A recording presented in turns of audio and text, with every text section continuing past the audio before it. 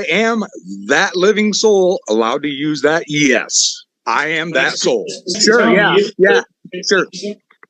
sure, yep, yes. Are you David? I feel really coerced right now. Thank you, I appreciate that. I'm going to simply remove. All right, guys, this one is a very heated court hearing. This sovereign citizen has got to be on some kind of drug because he is just so out of whack, it's actually unreal. But don't worry, the judge completely destroys him and puts him right in his place. What do you guys think about people trying this kind of stuff in court? These sovereign citizens are definitely getting more and more out of control. And if you guys enjoy content like this, make sure to like and subscribe, it really helps me out. Let's go ahead and dive into this very heated court hearing with this sovereign idiot. Life. And that proper style of upper lower case in accordance with SPR 89363, which is a court order to full faith and credit. I'm going to speak one more time, and then I'm going to allow a response. The answer is either going to be yes or no, and the answer to that question will determine whether or not you're involved in this hearing or not. But I don't allow ridiculous comments to be made, and I don't allow litigants to control the method of this court proceeding. Instead, I ask simple identifying questions because I've just called a case, and the case is called Katrina Thompson versus David Thompson. If the answer to the question I'm about to ask is yes, you're going to be entitled to proceed and be heard in this case. If the answer to the question I'm about to answer is no, you're not associated with this case and you won't be able to be heard. So the answer to the question is, are you David Glenn Thompson?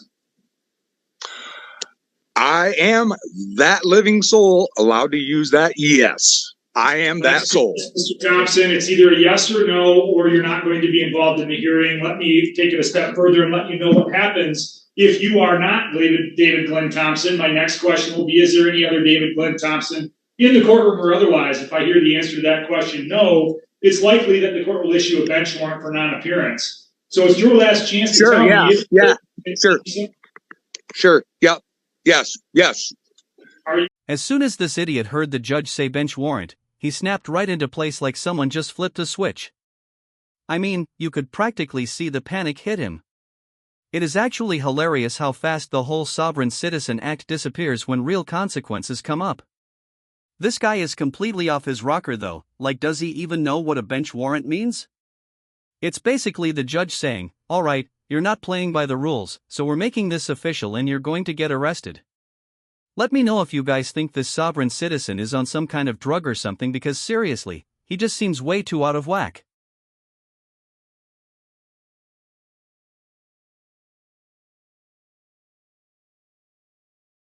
Coerced right now. Mr. Thompson, I'm not going to allow ridiculousness to control the day in this court proceeding. I don't view this office as needing to allow that, and the law doesn't view this office as needing to allow it. I have a simple and straightforward job to proceed with. If you make that job difficult or impossible, I'm going to simply remove you from the hearing because I don't need to hear ridiculous commentary from you.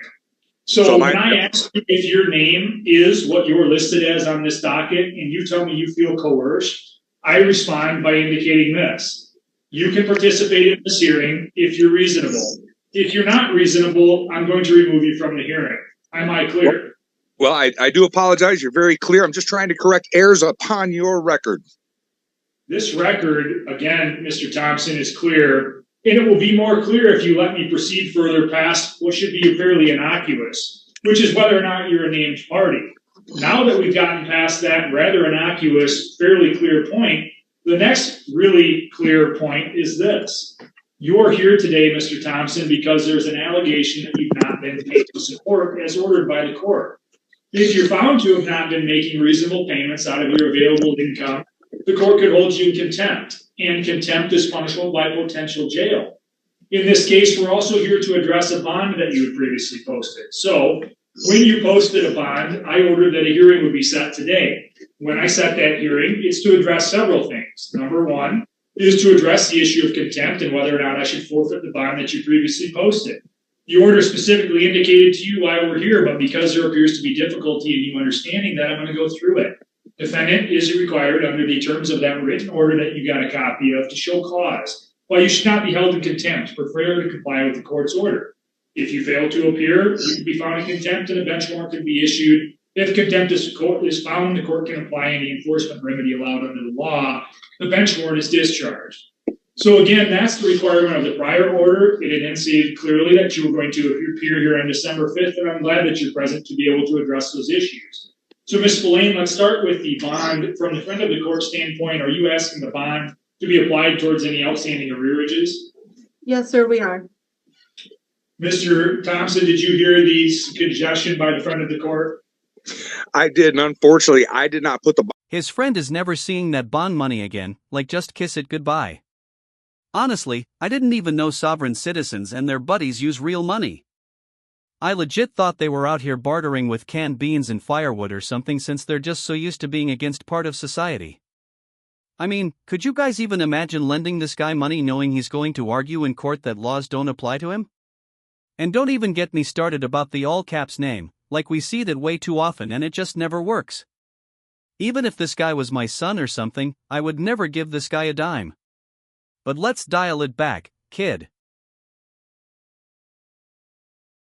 Well, the bond is required by statute, Mr. Thompson, and the reason it's required is because when you have outstanding arrears, the law says that if I issue a failure to appear bench warrant, as I did in this case, that I have a statutory duty to impose a bond in the amount of 25% of the outstanding arrears or higher based on my determination. So the amount of the bond that was posted on your behalf is going to be ordered to be forfeited towards the outstanding fines and outstanding child support arrearage.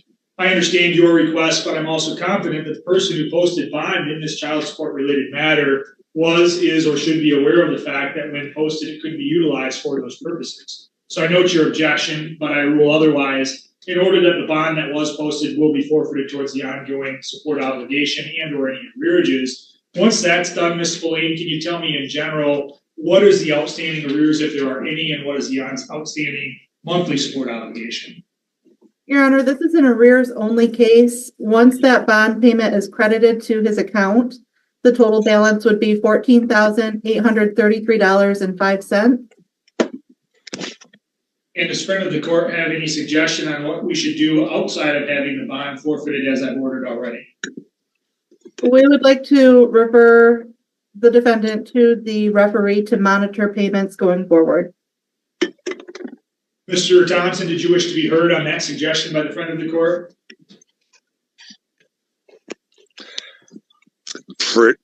I don't even know what to say. I don't really feel that it matters what I say. You just do what you want. So, I mean, I'm looking at court orders in front of me. I'm looking at House Resolution number 10 saying, you can't ask for money because of the bankruptcy.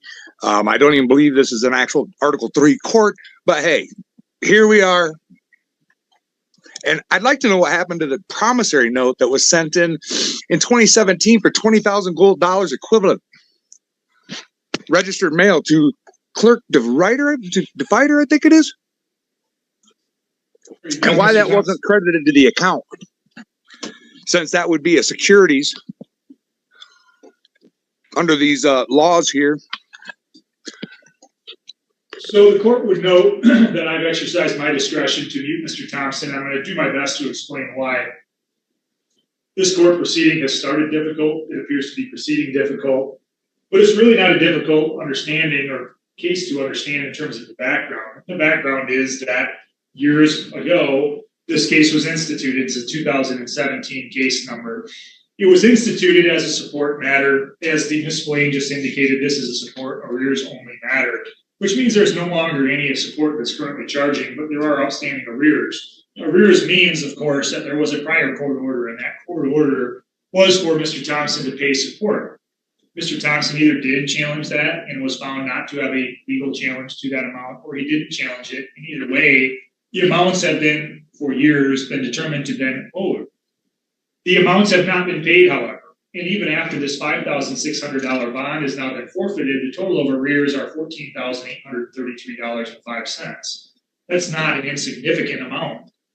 When pressed on that issue or questioned if he wanted to be heard, rather than be heard on what the friend of the court issued, which is a fairly, I would say, insignificant request to have the payments going forward monitored through a referee process, Mr. Thompson chose instead to bring up things that have nothing to. Guy needs to just give it up already, and seriously, What is that paper he's holding up? Like, let me guess, it's probably something claiming this court isn't an Article 3 court, like that's some kind of get-out-of-jail-free card. I bet the next thing out of his mouth is, Your Honor, you have no jurisdiction over me. Like, bro, that's just not how it works. Jurisdiction is not something you can just opt out of because you don't like the rules. Honestly, at this point, what should we even do with these sovereign citizens? It's honestly a plague over this country, and if anything they should just move out of here because honestly they don't even seem like they want to be here. Let me know what you guys think about them, but let's dive back in.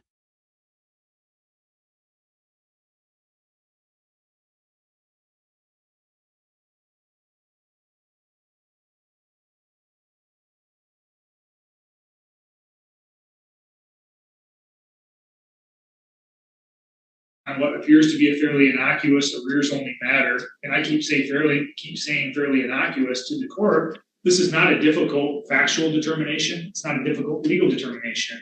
An order was apparently in place. It ordered Mr. Thompson to pay. He's not done so. Arrears are in the nature of almost $15,000 after the bond was applied, and yet there's claims about promissory notes, and other words that I've heard but don't understand how they have any relationship to this case. And I'm quite confident on the record that's been made so far, if I allowed Mr. Thompson to be heard further, I would become more confused, not less. And so it's important for me to note that every opportunity is given to litigants to be heard. Those limitations, some limitations on that right to be heard, are present in this case. And that is, I allow litigants to be heard if it's responsive to the question set forth. If it's not responsive or relevant to the question set forth, I don't find it helpful. And I wouldn't find it helpful if the friend of the court offered things that weren't relevant to the issues at hand either. So again, the court has exercised its discretion to bar any further oral argument by Mr. Thompson. Instead, I'm going to follow the suggestion of the front of the court. I'm going to refer this case to the referee docket for continued maintaining and watching over whether or not these payments are made going forward. I will, of course, maintain jurisdiction over this court, over this case. I'm simply referring this case to the referee for further proceedings, and I'll also sign that order once it's presented by the friend of the court, ordering that the bond that was posted on Mr. Thompson's behalf is forfeited towards the outstanding arrears only in this matter. Do you have any questions, Ms. Blaine, on this case? No, sir. I know I said it earlier, but I really think this guy was on some kind of drug or something. Just the way he's moving around trying to act like he's looking for invisible proof that the court doesn't exist is just straight up bizarre. And the fact that he's not even on camera is kind of sus to me. I mean, I feel like the judge should have at least called him out for that. Like, this dude didn't even show his face at all. And I don't know if it's just the Zoom court hearings or not, but I really think Zoom court hearings with these sovereign citizens don't go very well, and I think they need to be all in person. As soon as they bring up like this all caps BS, I think they should immediately just say like, oh, we need to bring him in person. So honestly, every move he made was kind of like one big red flag. But these sovereign citizens, man, these people are just a whole different breed. They really think they can just declare themselves above the law like they're starring in their own private action movie. Judges hear this stuff daily surprisingly, and they just roll their eyes at this point. Like, can we talk about how they'll say the US government doesn't exist but still use the roads, the police, and every other service funded by taxpayers? Just pick a side, dude. Anyways guys, that's a wrap for today's video. Let me know in the comments what you guys thought about this court hearing and if you think this guy was just an idiot or if he had something bigger planned. Don't forget to like and subscribe if you want more chaotic courtroom moments like this, and as always, thank you guys so much for watching. Take care. I know I said it earlier, but I really think this guy was on some kind of drug or something. Just the way he's moving around trying to act like he's looking for invisible proof that the court doesn't exist is just straight up bizarre. And the fact that he's not even on camera is kind of sus to me. I mean, I feel like the judge should have at least called